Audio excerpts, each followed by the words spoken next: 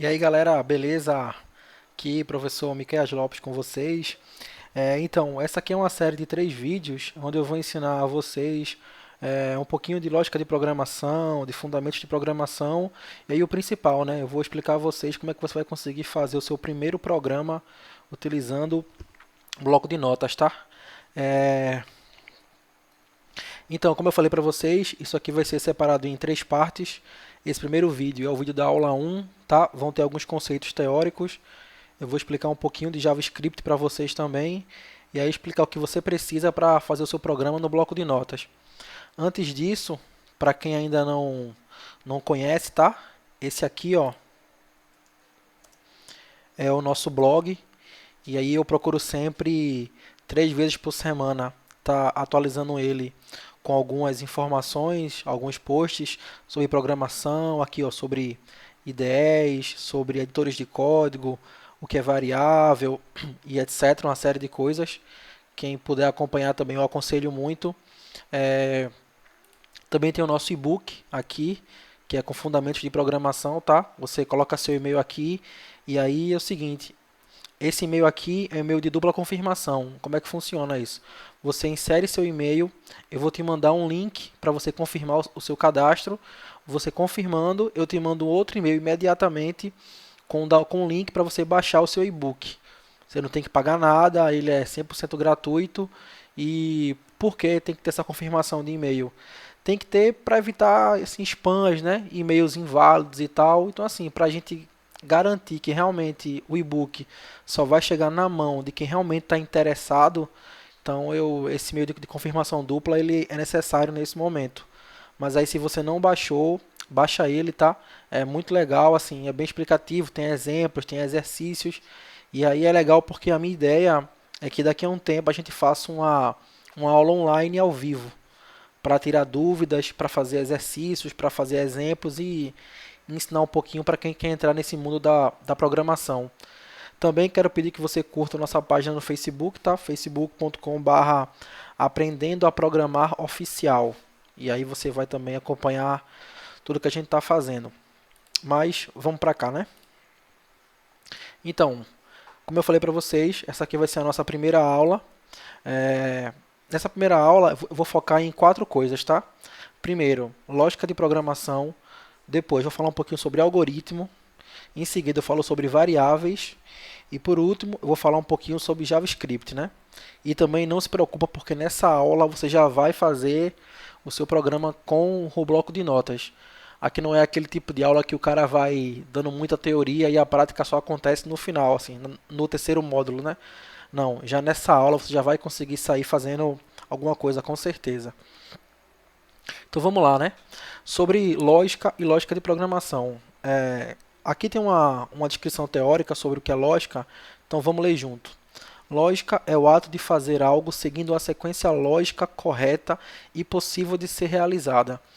2 palavras aí são fundamentais para que essa frase faça total sentido. A palavra lógica e correta. E aí, talvez você pense que essas palavras estejam aí meio que, é, talvez aleatoriamente ou por acaso, mas se você pensar bem, quando você pensa em uma coisa feita de maneira lógica e correta, automaticamente na sua cabeça já vem situações possíveis de serem feitas. Então, isso vai ser aplicado no seu dia a dia e na programação vai ser do mesmo jeito. Aqui embaixo tem um exemplo de lógica aplicada a qualquer coisa. Por exemplo, a gaveta está fechada, a caneta está dentro da gaveta. Precisamos primeiro abrir a gaveta para depois pegar a caneta. Nesse caso aqui, é um exemplo clássico de onde você precisa pegar alguma coisa dentro de uma gaveta. Existe uma sequência lógica correta e possível para que você tem que fazer para que você consiga atingir o objetivo, que é, se a gaveta está fechada e a caneta está lá dentro, eu tenho que primeiro abrir a gaveta para depois pegar a caneta. Em que situação isso não seria lógico, correto ou impossível? A gaveta está fechada, eu preciso primeiro abrir a caneta para pegar a gaveta. A caneta está dentro da gaveta. É assim, isso aí não parece nem um pouco lógico e a sequência está um pouco confusa, né? Outra situação que não seria lógica.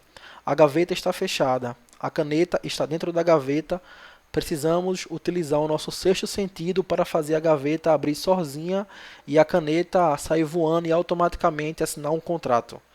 Tipo, é um tipo de situação ilógica, né? Não há conceito lógico nisso. É uma hipótese, até onde eu sei, impossível. A não ser que você seja um super-herói, tenha um superpoder, mas fora isso, não vai acontecer. Então, em tudo que você faz hoje, você sempre pensa de maneira lógica, correta e possível. Queimou uma lâmpada na sua casa. Qual o processo lógico, correto e possível? Pegar uma escada, subir na escada, retirar a lâmpada queimada, descer da escada, pegar a lâmpada nova, subir na escada, colocar a nova, descer da escada. Eu fiz uma sequência de passos que no final é, tiveram um fim positivo. Eu tinha um objetivo e ele só foi alcançado devido a essa sequência ter seguido de maneira correta. Então, lógica é isso. É você executar um conjunto de ações que façam sentido de maneira lógica, correta e possível. Em tudo que você faz hoje, até instintivamente, você já age desse jeito. Quando você vai atravessar uma rua, por exemplo, você para, olha para os dois lados e, não vindo o carro de ambos os lados, você atravessa. Caso você não fizesse isso de maneira lógica, com certeza você nem estaria aqui ouvindo esse vídeo, porque o carro já teria pego você há muito tempo. Então, lógica é isso. E aí, o que vem a ser lógica de programação? É eu aplicar esses mesmos conceitos no mundo da programação. O que muita gente às vezes não entende e acha que criar um programa de computador ou fazer um software é assim uma coisa assim muito do outro mundo, sabe assim, eu nem consigo imaginar o que as pessoas pensam, mas elas pensam em muita coisa, menos no óbvio. E fazer um programa de computador, fazer um software, um aplicativo, um site, não é nada mais do que você dar instruções para o computador, para aquele software, para aquele programa, em uma linguagem que ele entende, e a partir dessas instruções ele vai fazer aquilo que você quer. É isso que faz um robô. Um robô, basicamente, ele apenas executa aquilo que é mandado para ele. Então, eu preciso dar para o meu sistema, para o meu programa, para um robô que seja, instruções lógicas de uma sequência correta e possível que ele possa realizar. Então, eu vou dizer para ele, ó, eu quero que, por exemplo, quando o usuário clique no botão solicitar corrida, o aplicativo procure o táxi mais perto, no raio de 5 quilômetros, e se ele encontrar, emita um alerta para o táxi mais perto, avisando que o usuário solicitou uma corrida. Quer dizer, existe uma sequência lógica nisso aí, que o programador, o desenvolvedor que fez o aplicativo, instruiu o aplicativo a fazer. Porque ele nunca vai saber automaticamente, ou sem o programador ensiná-lo, que quando o cara clicar no botão solicitar corrida, ele tem que procurar o táxi no raio X, que esteja disponível e que tenha aquelas características, por exemplo, entendeu? Então, em qualquer sistema é assim que funciona.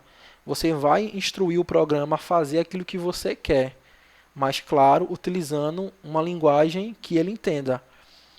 Eu sempre costumo dizer o seguinte: se por acaso tu está na Alemanha e quer pedir água, você vai falar alemão no restaurante.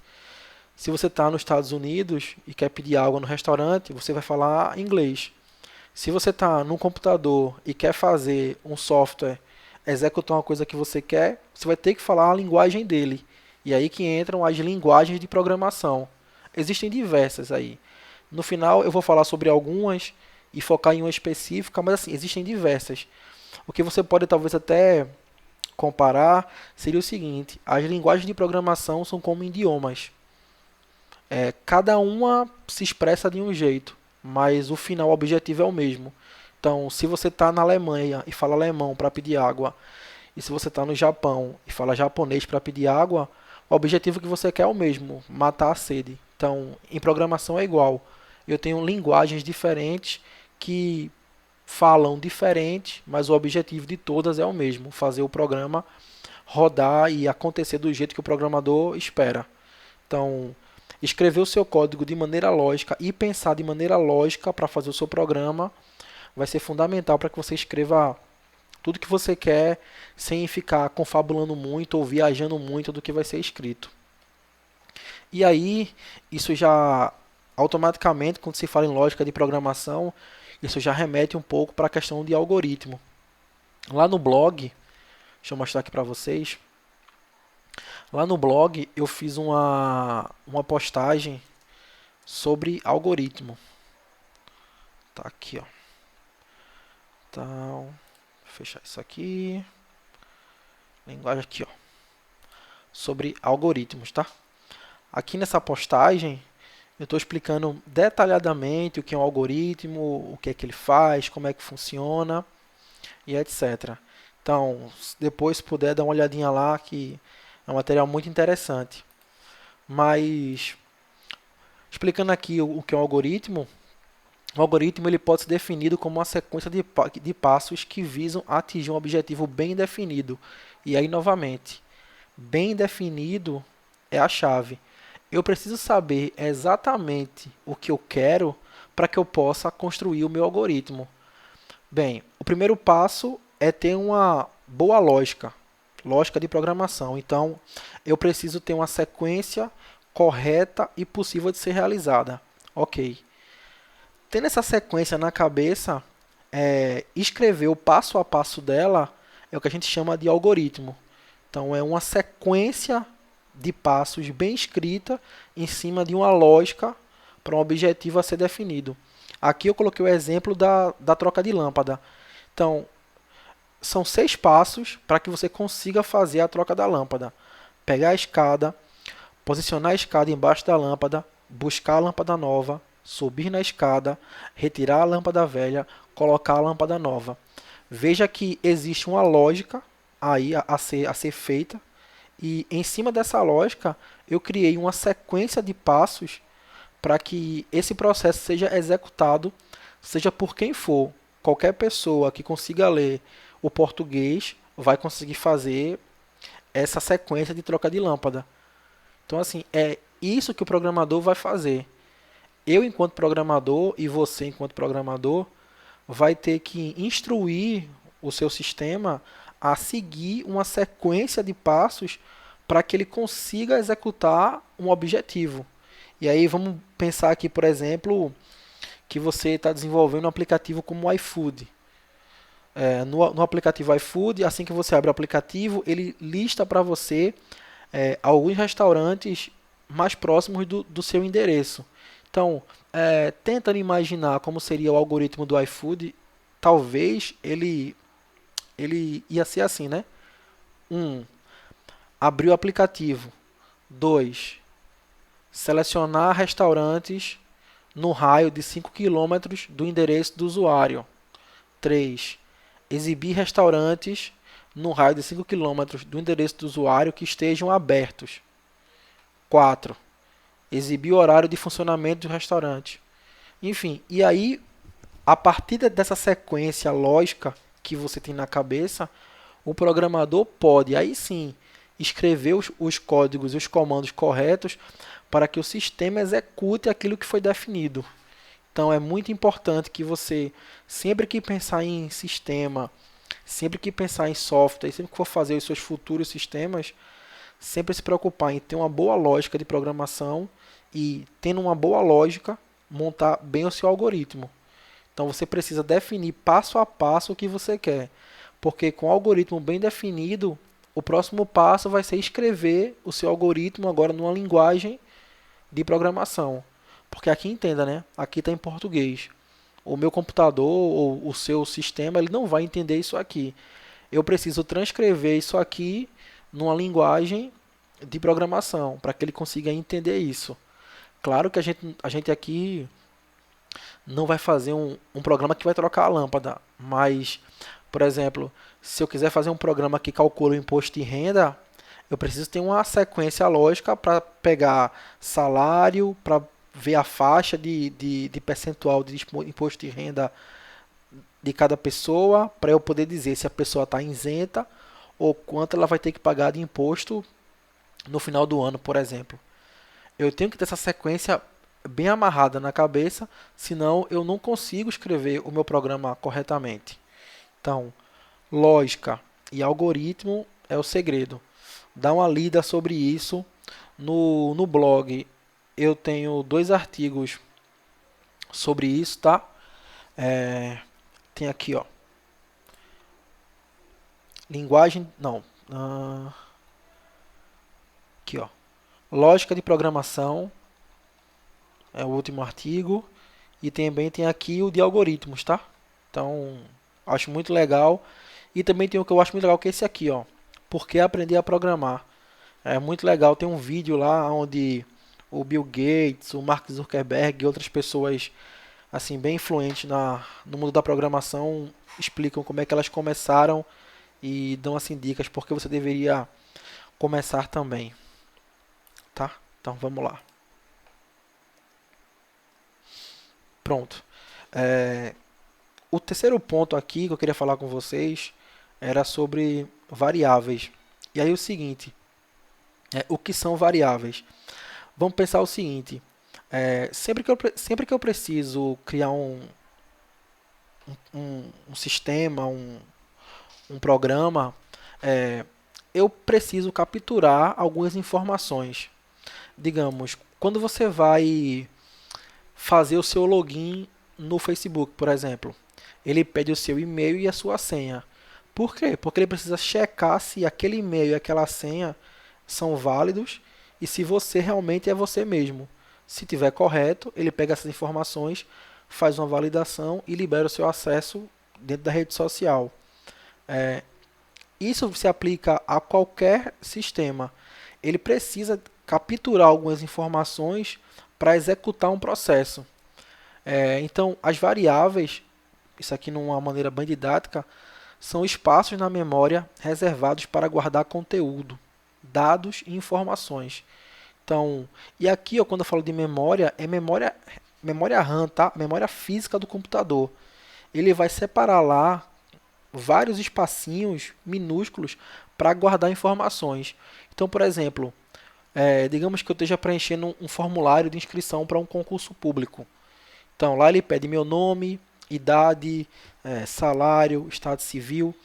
Esse tipo de informação que a gente preenche no formulário, o sistema do concurso público ele vai armazenar essas informações para poder validar se aquela pessoa que está se inscrevendo pode de fato se inscrever. Então, isso que ele vai armazenar, isso não fica armazenado, sabe, assim, no universo, né, no vento. Ele armazena isso em variáveis. São informações que ficam armazenadas para que ele possa manipular dentro do sistema. E por que o nome é variável? É porque de fato ela vai variar.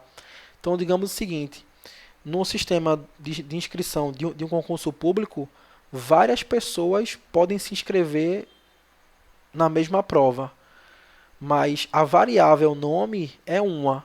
A diferença é que o valor que vai entrar ali naquela variável pode variar. É por isso que o nome é esse. Então, eu posso ter aqui uma variável nome, onde dentro dela eu tenho o nome João e em seguida ter o nome José, entendeu? Eu não necessariamente precisaria criar 2 variáveis para isso. Uma única variável pode receber vários valores. É como se eu tivesse uma caixinha no armário e nessa caixinha eu pudesse guardar várias coisas. Aqui no blog, eu coloquei aqui, ó, também um artigo sobre variável. Aqui, ó. Aqui eu explico mais detalhadamente como é que funciona as variáveis, mas basicamente é isso. Ele vai separar espaços para que você possa armazenar informações. Digamos que eu esteja fazendo um cálculo do INSS, por exemplo. Eu não, melhor. Digamos que eu esteja fazendo o cálculo do imposto de renda, para poder saber se a pessoa que ganha R$ 1.500 ela vai pagar imposto de renda ou não. Então, eu preciso receber algumas informações dela, por exemplo, o salário dela é uma informação que eu tenho que receber. Então, eu vou pegar essa informação e vou guardar para que eu possa, com essa informação na mão, executar alguns cálculos e dizer a ela: você tem que pagar imposto de renda ou você não tem que pagar imposto de renda. Então, o processo de armazenar essa informação para utilizar num cálculo futuro, esse armazenamento ele fica dentro de uma variável. E esse valor vai variar, porque ele pode ganhar R$ 1.500, mas aí digamos que eu faça um cálculo, porque ele tem um bônus de venda, se ele é um vendedor, ele tem um bônus de venda naquele mês, então é o salário mais o bônus de venda. Então, em vez de 1.500, agora virou 1.700. Então, a variável salário, ela permanece a mesma. O que vai mudar é o conteúdo dentro dela. Talvez pareça assim um pouco abstrato nesse momento, mas quando a gente for para a parte prática vai ficar um pouco mais claro.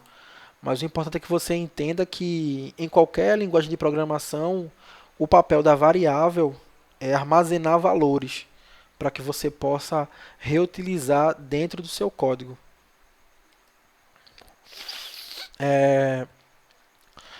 Tem duas coisas aqui que vão compor uma variável, tá? E aí é o nome da variável e o tipo da variável. Eu vou explicar aqui sobre cada uma delas. A primeira coisa é sobre o nome. É, o nome da variável, quem vai dizer é você, o programador. Então, por exemplo, se eu estou fazendo um sistema contábil e eu preciso fazer um cálculo de salário, eu vou criar uma variável chamada salário, para que eu possa armazenar o salário do funcionário. Tem que ser esse nome? Não. Eu podia chamar de S, eu podia chamar de X, eu podia chamar de sopa, de qualquer coisa. O nome da variável, quem vai escolher é você. Ela vai receber um valor que você determinar. Mas por que eu dou esse conselho de você criar um nome expressivo e semântico? Para que você, programador, quando bater o olho no seu código, consiga saber de cara o que é aquela informação. Porque pensa o seguinte, digamos que você esteja fazendo um sistema contábil e aí tem uma informação lá que é referente ao salário. E o nome da variável que você usa é apenas S. Como é que você vai lembrar depois de 2, 3 meses, quando pegar naquele código novamente, saber o que é aquela variávelzinha S? Então, assim, escreve sempre o nome inteiro do que você quer armazenar, entendeu? Se é nome, se é idade, se é imposto de renda, escreve imposto, renda ou imposto de renda, para que você possa lembrar, assim que você bater o olho no seu código, o que é que vai ter dentro dessa variável. Se você ainda está assim, um pouco confuso, mas como assim o nome da variável? Fica tranquilo. Daqui a pouco a gente vai chegar na parte prática e aí você vai começar a entender melhor um pouco isso. E aqui tem algumas regras, tá? Algumas características sobre variáveis. Primeiro, você não pode começar com números ou caracteres especiais.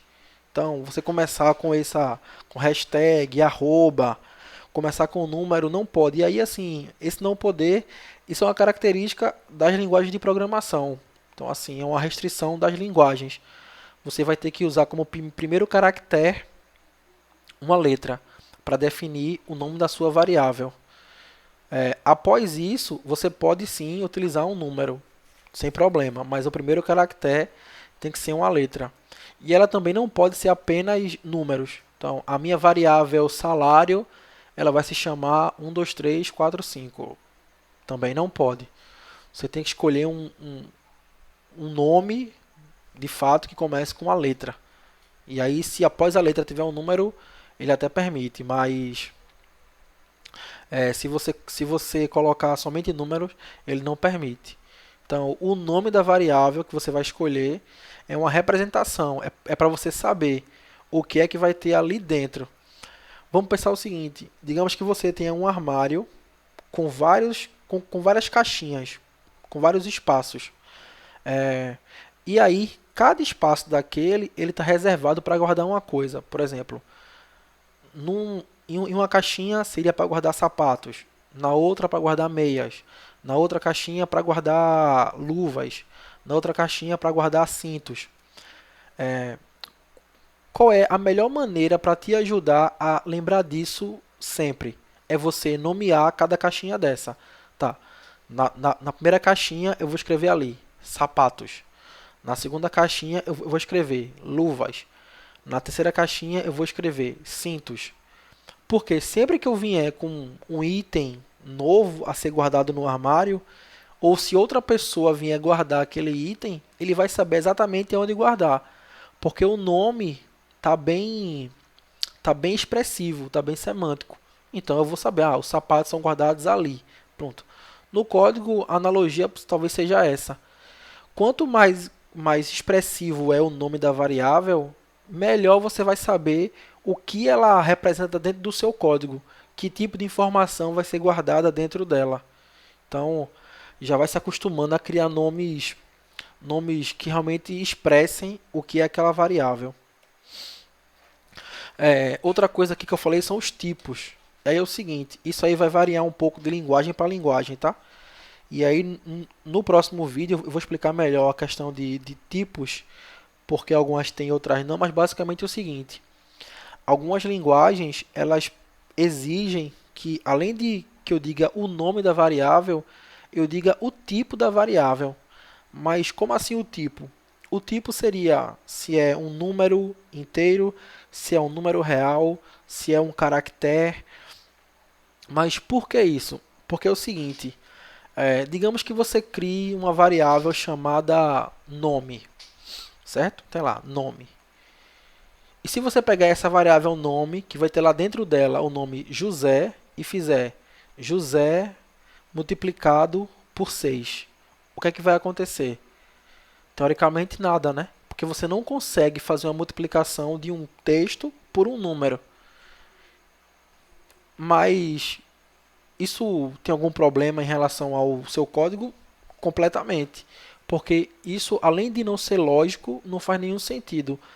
E algumas linguagens, para evitar que isso aconteça, ela exige que o programador informe de que tipo é essa variável. Então, se eu falar assim, a variável nome é do tipo texto e a variável idade é do tipo numérico, a própria linguagem vai impedir que você tente fazer expressões matemáticas, por exemplo, com variáveis de tipos diferentes, porque ela já sabe que matematicamente aquilo é impossível, entendeu? Então, assim, é uma característica de algumas linguagens. Se você for trabalhar, se você já ouviu falar, por exemplo, de Java, por exemplo, Java tem essa característica. Eu vou precisar dizer o nome da minha variável e o tipo que ela é. Então, idade é do tipo inteiro, salário é do tipo real, né? Números reais. Nome é do tipo texto.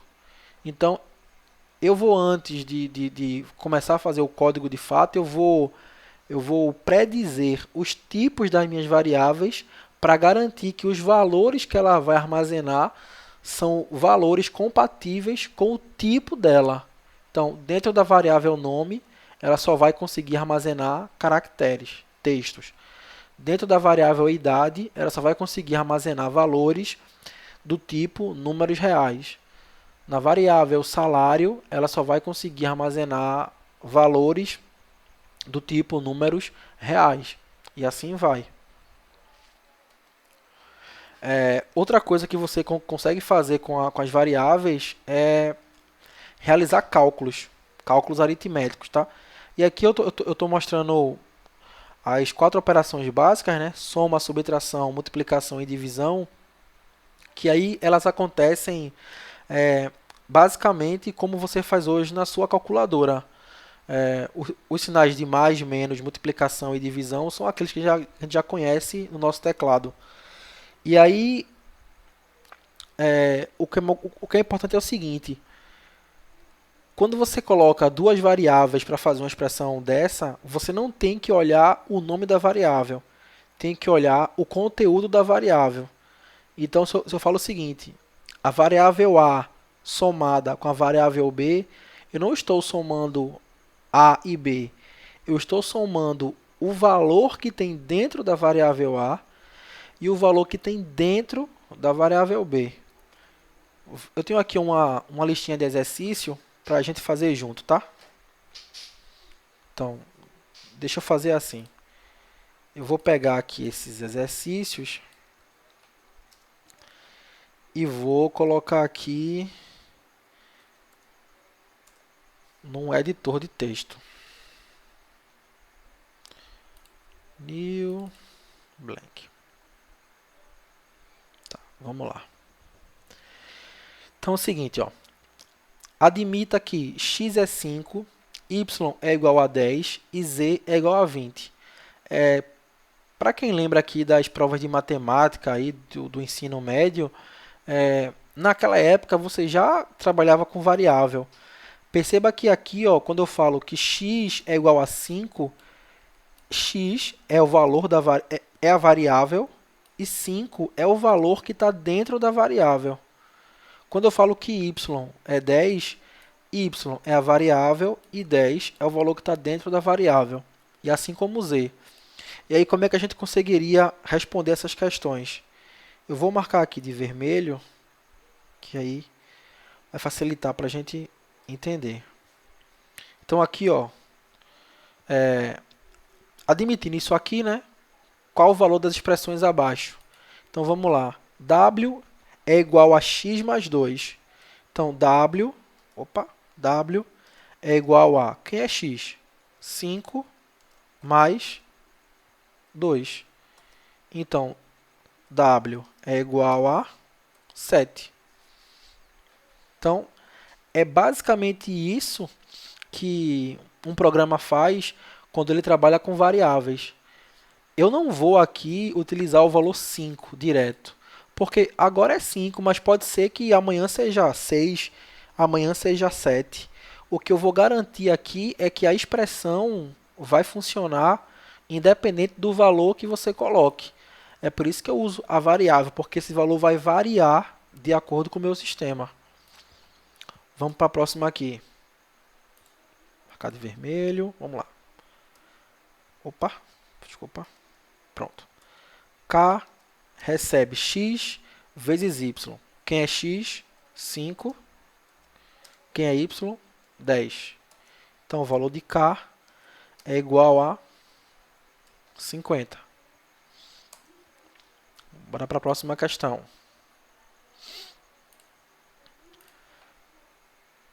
P recebe z, que é 20, dividido por 5. P é igual a 4. Próxima questão.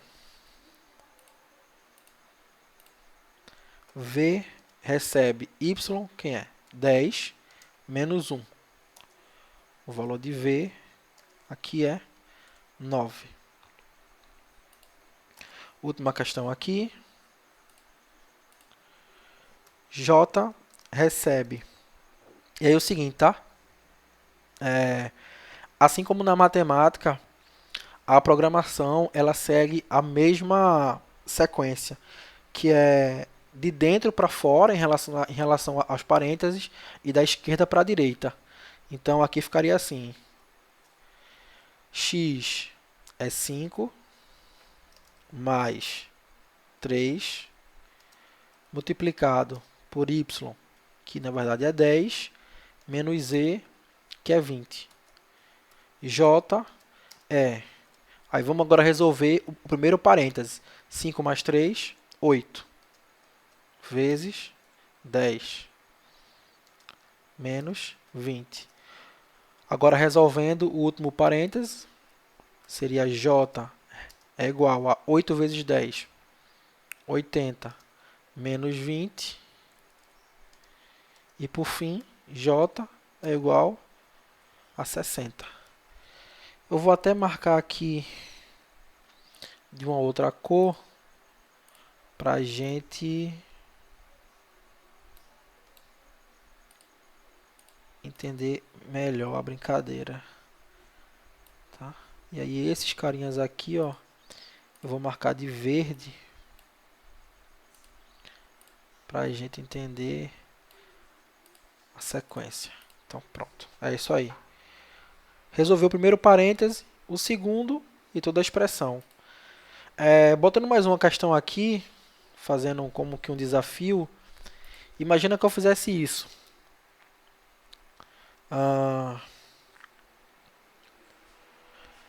Bora botar assim, ó. X recebe x mais x. E aqui o seguinte, aqui tem uma pegadinha, tá? Aqui você não vai executar isso. 5 mais 5 mais 5. Aqui nesse caso você não faz isso. Essas variáveis aqui, que estão à esquerda do sinal de igual, elas estão recebendo o valor da expressão à direita. Então aqui seria o seguinte, bora marcar de vermelho. X recebe 5 mais 5, x é igual a 10. Mas espera aí, como é que x é igual a 10 se eu falei aqui no começo que x era igual a 5? E aí foi aquilo que eu falei. Pelo fato dela ser variável, o valor dela pode variar e vai variar. Então, essas expressões aqui, o x, o y, o z, o w, o q, enfim, tudo isso aqui são variáveis. E como você percebeu, o valor dela foi mudando conforme o seu algoritmo foi sendo executado. Então, o j aqui foi esse exemplo claro. A gente aqui foi executando expressões até chegar no valor final para o j. O x é a mesma coisa. O x, que era 5, passou agora a ser 10. Então, é assim que funciona a variável. Ela vai variar de valor sempre que for necessário para o teu sistema executar de acordo com o que você precisa. É assim que funciona. Qualquer dúvida, dá uma lidinha lá no blog sobre variáveis, ou então me manda um e-mail que a gente vai batendo um papo melhor e eu posso te explicar com mais detalhes. Mas conforme você vai fazendo seus códigos, vai abrindo mais a sua cabeça e as dúvidas vão se diminuindo, eu tenho certeza. E aí, ó, vamos voltar para cá. Tá. E aí o seguinte, vou falar aqui um pouquinho sobre JavaScript, tá? Primeira coisa que você tem que saber é o seguinte, JavaScript não é Java, tá? Então assim, só o nome que é igual, mas são linguagens completamente diferentes, com objetivos bem diferentes também. Então assim, JavaScript é uma coisa, Java é outra, tá? O JavaScript ele é uma linguagem de programação client-side. Ela é utilizada para controlar e manipular comportamentos na página web. Client-side, ou linguagem de cliente, se você não está acostumado com isso, é o seguinte. Numa plataforma web, em um site ou num sistema de internet, por exemplo, como é que funciona? Existem pelo menos duas etapas. Uma etapa acontece no seu navegador, no seu browser, e uma outra etapa acontece no servidor. Então, por exemplo, se eu estou aqui, por exemplo, aqui no site do Jovem Nerd, e eu... Cadê? Bora ver se aqui tem um formulário. Pronto, aqui, ó. Não. Já sei. Digamos que eu esteja aqui, nesse site do e-book do Aprendendo a Programar. O que você está vendo aqui, essas cores e tal, e esse layout aqui, etc., tudo isso, o que é isso aqui? Isso aqui é o que está rodando no cliente. No cliente é no usuário final aqui. Então, tudo isso aqui é no cliente. Quando você vem aqui e coloca o seu e-mail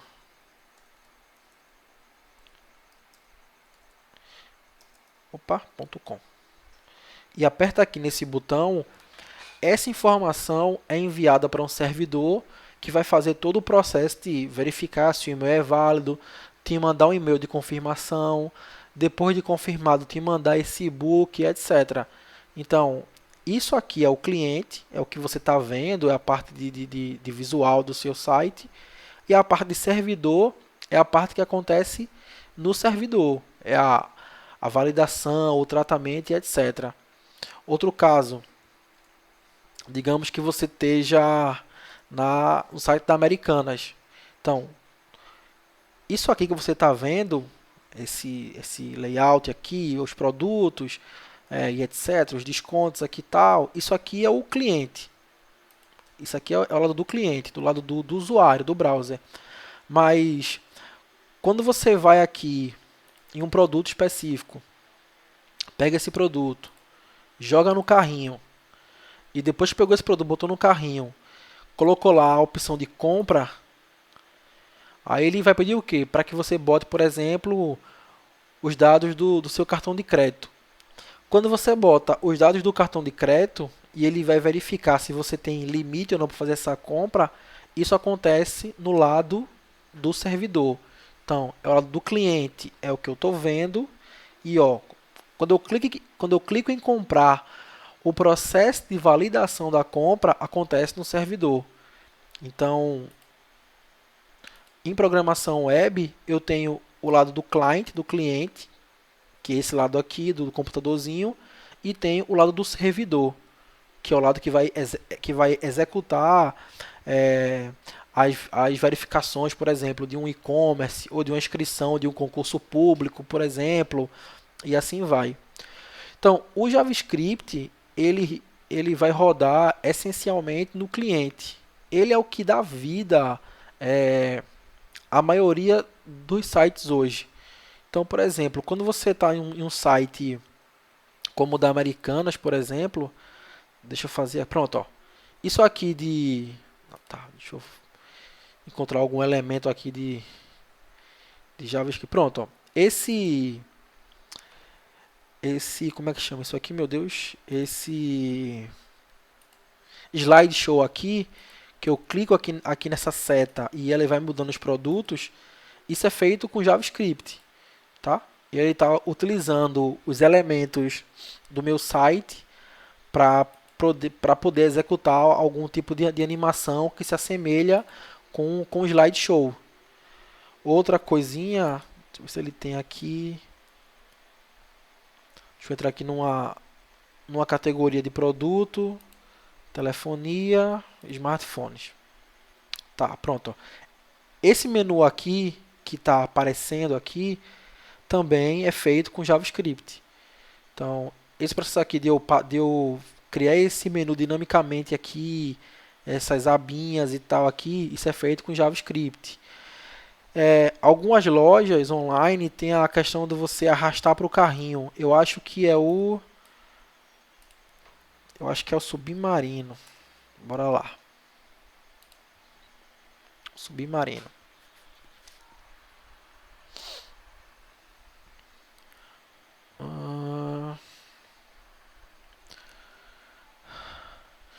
Parece com o da Americanas, né? Porque também é da mesma empresa. Mas aí, pronto, tá vendo aqui, ó? Segura e arrasta para o carrinho. Tá vendo aqui, ó? Quando eu arrasto um carrinho, ele aparece uma marquinha verde. Então, isso aqui é feito com JavaScript. Esse processo de eu arrastar aqui, ó, o produto, jogar no carrinho e agora ele automaticamente já está adicionando esse item no meu carrinho. Esse processo é feito com JavaScript, entendeu? Então, ele já jogou esse cara no meu carrinho, arraste para a sacola, quer dizer, aqui, ó, jogou no carrinho. Então, isso aqui é feito com JavaScript.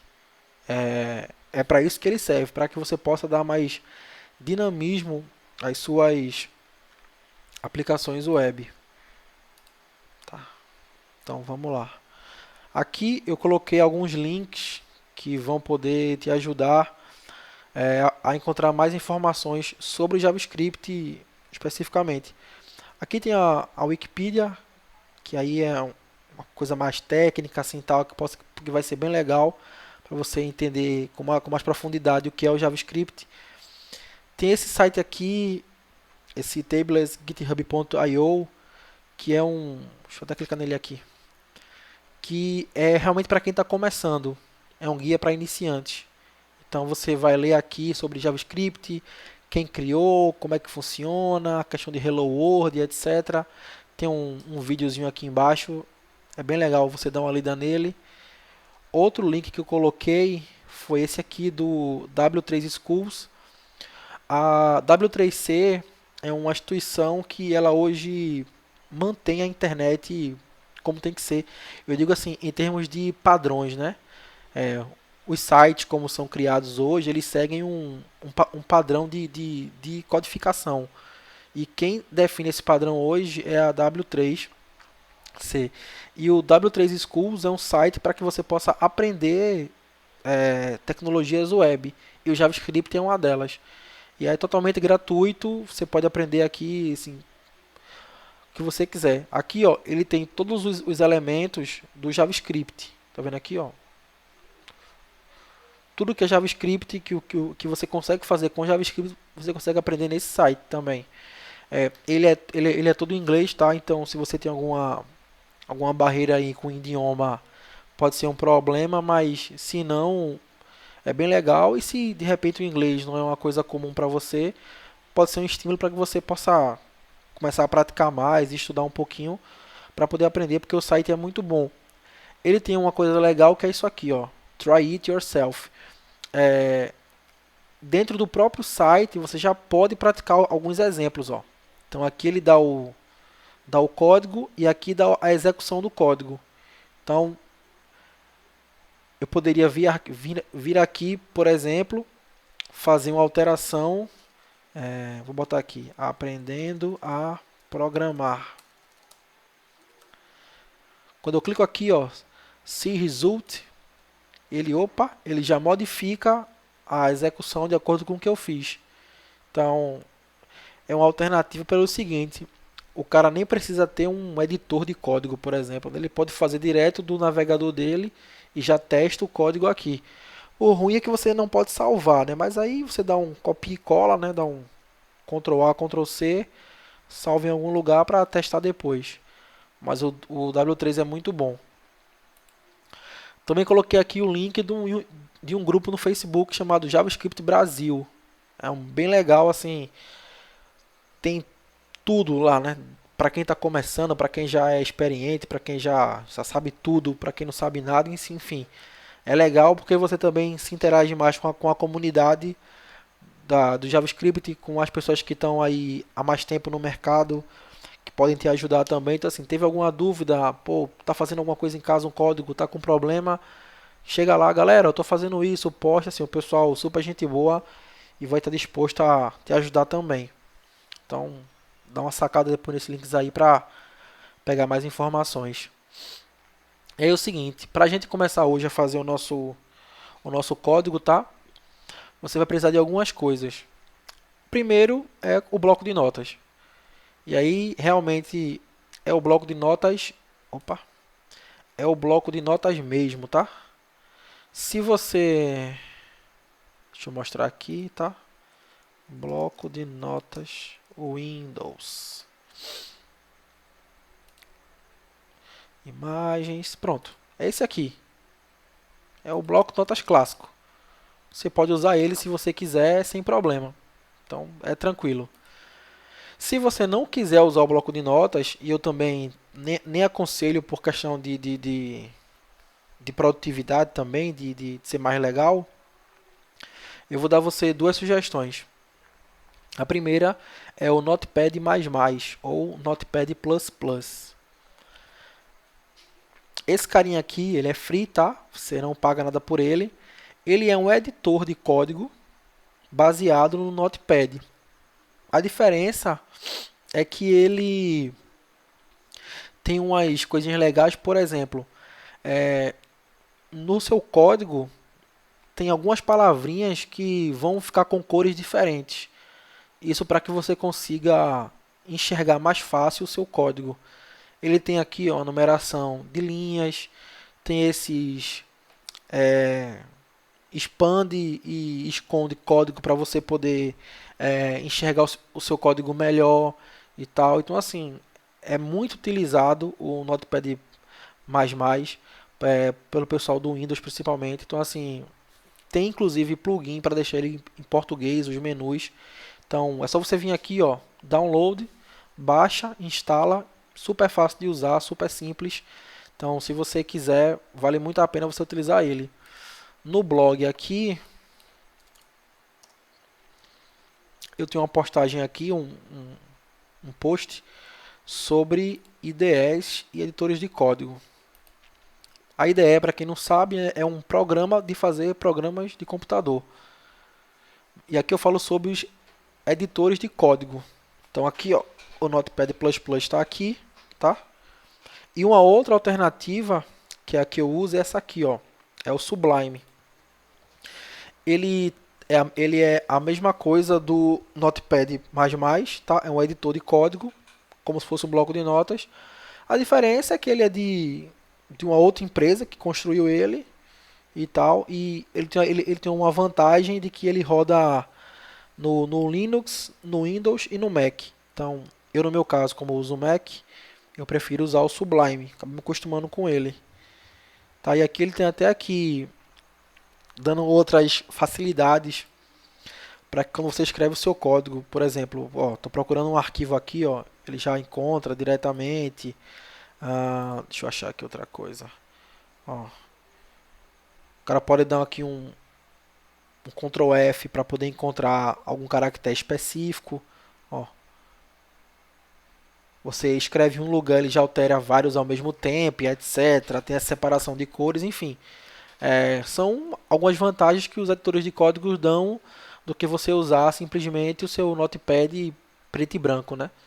Então, assim, com o tempo você vai percebendo realmente que você consegue ser muito mais produtivo utilizando um editor de código. Eu utilizo o Sublime, mas se você quiser usar o Notepad++ também, sem problema. E se quiser usar o Notepad clássico também, sem nenhum problema. Outra coisa que você vai precisar para poder ver o seu código funcionando é um navegador, tá? E aí pode ser Chrome, Firefox, Internet Explorer ou Safari, sem problema, não tem restrição quanto a isso. Também não importa se você está usando Linux, usando Windows, usando Mac, vai funcionar em qualquer plataforma, então fica tranquilo quanto a isso. E por fim, você vai precisar, né, de ter uma boa lógica de programação e escrever um algoritmo. Basicamente isso. Isso aqui vai ser o necessário para a gente fazer o nosso programinha no bloco de notas. A minha ideia é que a gente faça nessa primeira aula algumas coisas simples. A gente vai incrementar ela nas duas próximas aulas, até que na terceira aula a gente consiga fazer um código realmente bem completão. Mas a gente vai começar devagarzinho, passo a passo. Beleza? Então faz o seguinte, já baixa aí, ó, o Notepad++ ou o Sublime, instala, abre e vamos embora fazer código. Beleza? Valeu!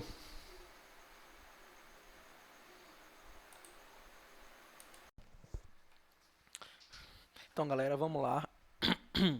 É, então, para esses exemplos agora com JavaScript aqui, eu vou usar o Sublime, tá? Mas como eu falei antes, você pode usar o bloco de notas, que você já tem hoje o clássico aí do seu computador, ou então você pode usar o Notepad++, ou o próprio Sublime, tá? Eu estou usando o Sublime e o meu navegador aqui é o Google Chrome, mas você pode usar outro também sem problema, pode ficar à vontade. Então vamos lá. Eu vou abrir aqui o Sublime, tá? O Sublime é esse editor aqui pretinho, tá? Que a gente vai escrever os nossos códigos. Então, é, no caso do JavaScript, tem um detalhezinho, tá? É,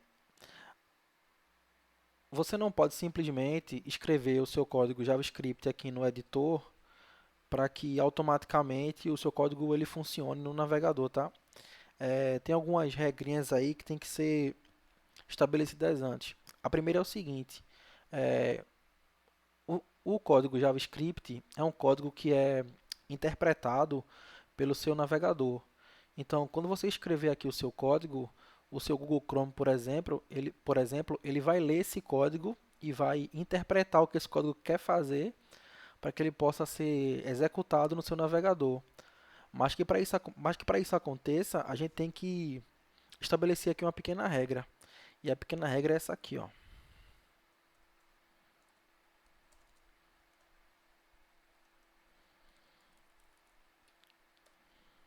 Tá, o que é isso aqui?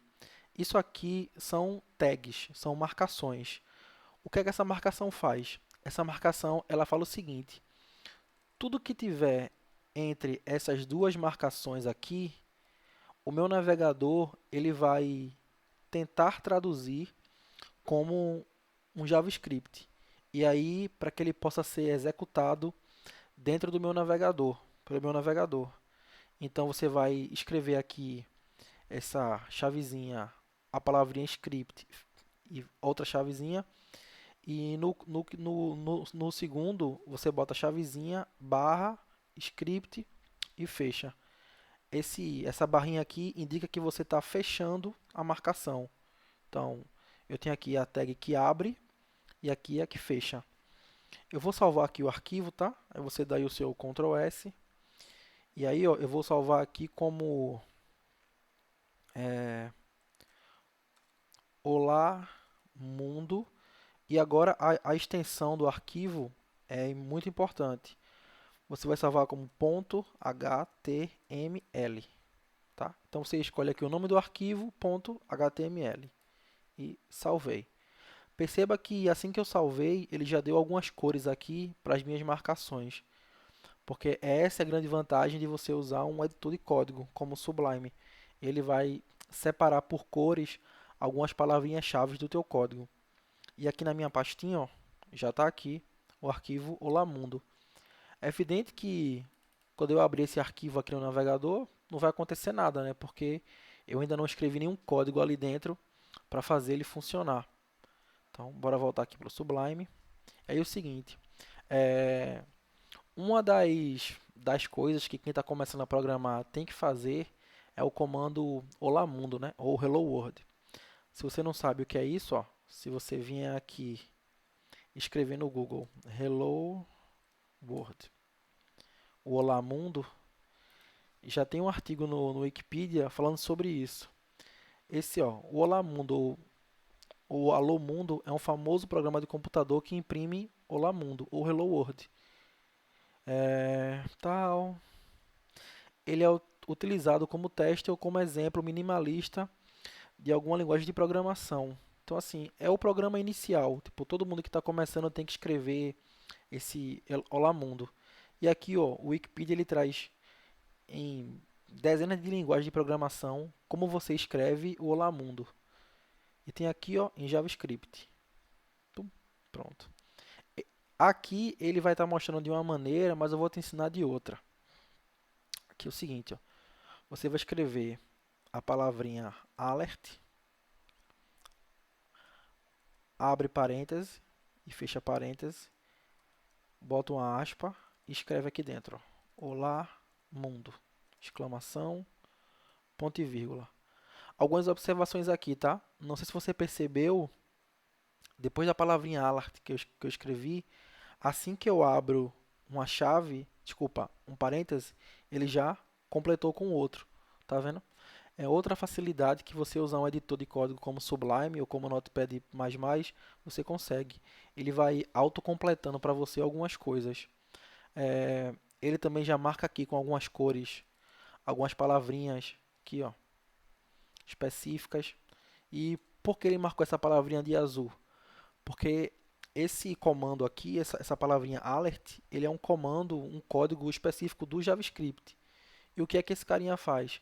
Esse carinha ele exibe no seu navegador aquele pop-upzinho, uma caixinha de mensagem com algum conteúdo dentro. Então a gente escreve aqui alert. Aqui dentro vai entrar o texto que eu quero que apareça nessa caixinha, beleza? E aqui no final, ponto e vírgula. É uma regra também da linguagem JavaScript que a cada comando que eu escrevo, a cada linha de código que eu escrevo, eu preciso encerrar com ponto e vírgula, para que ele entenda que essa linha de código foi finalizada, tá?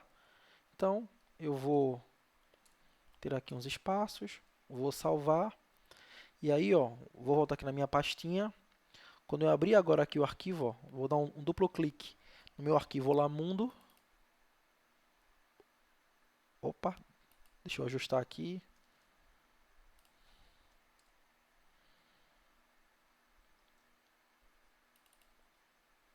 Pô, tá vendo?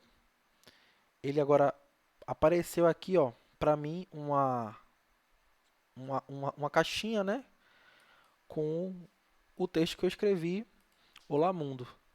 Se eu vim aqui nessa mesma esse mesmo código e escrever aqui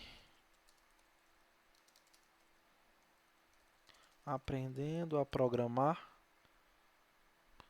não quero comprar. Então eu posso vir novamente aqui, ó, quando eu abrir Miquel Lopes aprendendo a programar. Então perceba que esse foi o nosso primeiro programa, tá? Se a gente pode falar assim, a gente está utilizando o JavaScript para se comunicar com o navegador. Então perceba que o que você escreve aqui no seu arquivo HTML, o teu navegador ele vai interpretar e vai transformar esse texto, essa linha de código, em um programa de fato. Tá? Vamos criar aqui um outro arquivo. Para você criar um outro arquivo, você não precisa nem fechar o Sublime. Dá um duplo clique aqui ao lado e ele vai abrir uma outra aba. E aí, novamente, escreve aqui, ó, script, fecha, script. Vamos dar aqui um Ctrl S, tá? E vou salvar aqui como soma, não, operação soma.html, tá? E aí o que é que eu vou fazer? Eu vou querer fazer um programa que faça a soma de dois números. Então é o seguinte, lembra que a gente falou que em um programa de computador, em um código, a gente vai precisar de usar algumas variáveis. Então, para fazer uma operação de soma, eu vou precisar de pelo menos três variáveis. Seriam os dois números a serem somados e o resultado dessa soma. Em JavaScript, como é que a gente consegue escrever uma variável? Funciona assim. Você tem que botar uma palavrinha chamada var e após a palavrinha var, eu vou colocar o nome da minha variável. Lembra que eu falei sobre nome da variável? Então aqui eu vou botar aqui, ó. Eu vou chamar ela de número 1. Não, deixa eu fazer melhor. Vou chamar ela de primeiro número. E fecho com ponto e vírgula, próxima linha. Eu vou criar aqui uma segunda variável chamada segundo número. Fecho com ponto e vírgula. E vou criar aqui uma terceira variável chamada resultado. Perceba que aqui estão apenas os nomes das minhas variáveis. Então, assim como no exemplo que a gente fez lá com x, o y e o z, eu aqui estou apenas nomeando as variáveis que vão receber os valores. Então, agora vamos fazer a operação de soma. Eu preciso agora atribuir alguns valores a essas variáveis. Assim como a gente fez no exercício, deixa eu mostrar aqui, aqui na atividade de variáveis, para fazer a soma, eu preciso atribuir valores a essas variáveis. Então, ó, vamos fazer o seguinte, eu vou dizer que, primeiro, ó, perceba também o seguinte, é outra facilidade de você usar um editor. Ele cria dinamicamente uma bibliotecazinha com as variáveis que você declarou no seu código, que você escreveu. Para que você não precise escrever tudo novamente, Eu coloquei pri, ele já trouxe primeiro número. Se eu apertar um Enter, ele já completa a palavra. Isso para dar mais agilidade para você fazer o seu código. Então, vou botar aqui, ó, primeiro número recebe 10. Ponto e vírgula, pula. Segundo número vai receber 30. E o resultado? Resultado recebe primeiro número mais segundo número. E como é que eu vou exibir esse resultado para o meu usuário na tela? Eu posso fazer o alert, entre parênteses, escrevo aqui dentro, ó, resultado. Vamos entender linha a linha antes de rodar. Nas linhas 3, 4 e 5, eu declarei as minhas variáveis. Nas linhas 7 e 8, eu atribuí o valor à minha variável. Então, primeiro número recebe 10, segundo número recebe 30. Na linha 10, eu botei que a variável resultado ela vai ser igual, ela vai receber o primeiro número somado com o segundo número. E aqui no alert, eu pedi para ele exibir o resultado. Entenda que quando eu pedir para o alert exibir resultado, ele não vai exibir a palavra resultado. Ele vai exibir o valor contido dentro da variável resultado. Então, ó, vamos lá para o arquivo, está aqui, a operação soma. Quando eu for abrir no browser, opa, está aqui, ó, 40. O que é esse 40? É a soma de 10 mais 30, que está aqui dentro da variável resultado, e eu pedi para ele exibir o valor da variável resultado, e não a palavra resultado. Assim como na matemática, a ordem dos fatores não altera o resultado, tá? Então, eu poderia fazer segundo número somando com o primeiro. Independente da ordem, a soma acontece do mesmo jeito. Então, ó, vou aqui novamente, operação soma, somei. Então, apareceu lá para mim 40. E é isso aqui se aplica a qualquer operação matemática, tá? Eu posso fazer aqui uma multiplicação, por exemplo, e quando eu executar o meu código, ele multiplicar, sem problema. Mas eu vou deixar aqui a soma, tá? Então, beleza, galera. É isso, a gente fez 2 programinhas aqui utilizando apenas o bloco de notas, ou nesse caso o Sublime, tá? E aí você já pode começar a brincar, a criar situações aí com os seus códigos. Eu vou estar disponibilizando para vocês essa apresentaçãozinha aqui da aula 1, tá? Assim como esses 2 arquivos que a gente utilizou aqui, o Olá Mundo e o Operação Soma. E só para lembrar para vocês, tá? Para quem ainda não baixou o e-book, pode ficar à vontade, aprendendoaprogramar.com.br/ebook. É um material sobre fundamentos de programação, que aí a ideia é que a gente consiga, daqui a um tempo, fazer uma aula ao vivo, online, com todo mundo, para a gente tirar dúvidas e também fazer alguns exercícios e tal. E também acompanhe a gente aí no nosso blog e curta a nossa página no Facebook também. O nosso canal no YouTube também, assina aí e compartilha. Quanto mais gente estiver participando do projeto, vai ser melhor para todo mundo. Beleza? Obrigado aí por tudo. A gente se vê em breve e até o próximo vídeo. Valeu!